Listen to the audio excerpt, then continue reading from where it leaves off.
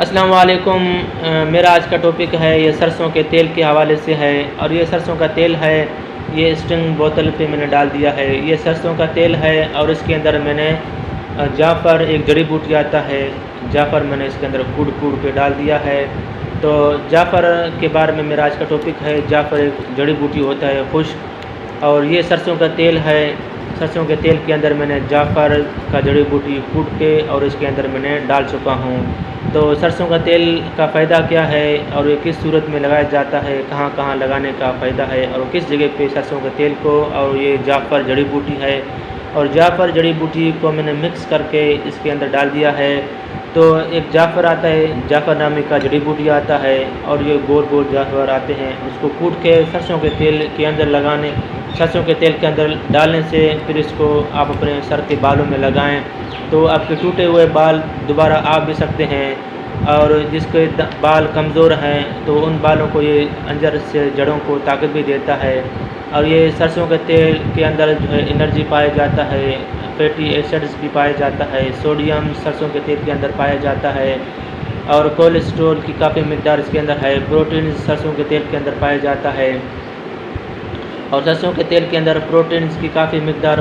ہے، اور اس کے اندر ڈائری فائبرز ہے، شوگر ہے، وٹامن اے سرسوں کے تیل کے اندر پایا جاتا ہے، وٹامن اے، وٹامن ای اور سی،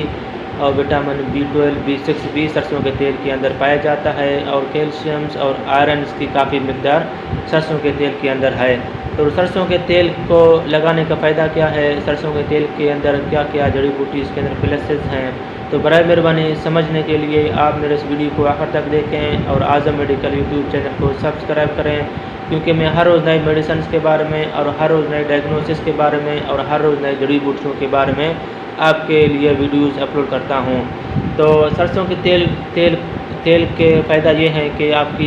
ہیئر روٹس، یعنی کہ آپ کے سر کے بالوں کی جڑوں کو مضبوط کرتا ہے۔ جو بال آپ کے کمزور ہو ان بالوں کو یہ طاقت دیتا ہے، اور مزید خشک بالوں کو یہ طاقت دیتا ہے، اور بالوں کو گھنا بھی کرتا ہے، اور بالوں کو دو سرے منہ بھی کرتا ہے۔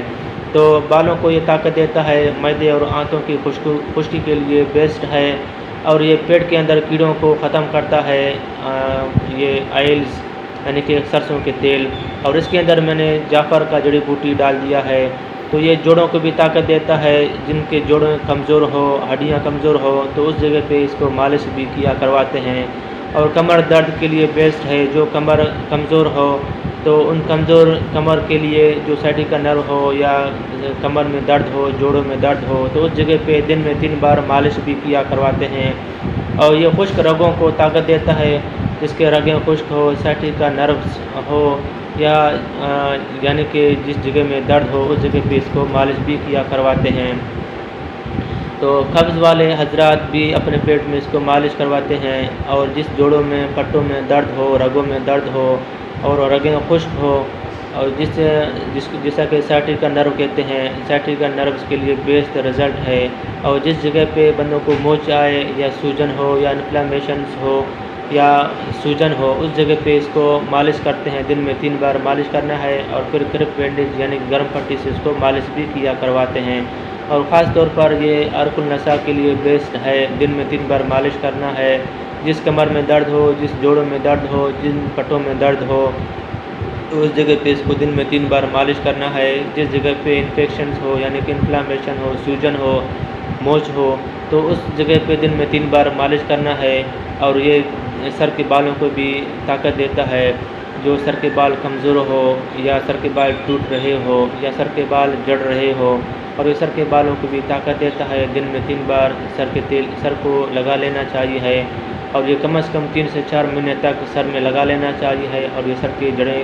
جڑوں کو، بالوں کو مضبوط کرتا ہے، اور سر کے جڑے ہوئے بالوں کو یہ مزید اگاتا بھی ہے۔ تو مزید معلومات کے لیے آپ مجھے کمنٹ کریں، میں کمنٹ پہ آپ کو جلد سے جلد جواب دے دوں گا۔ شکریہ، اپنا خیال رکھیے گا، اللہ حافظ۔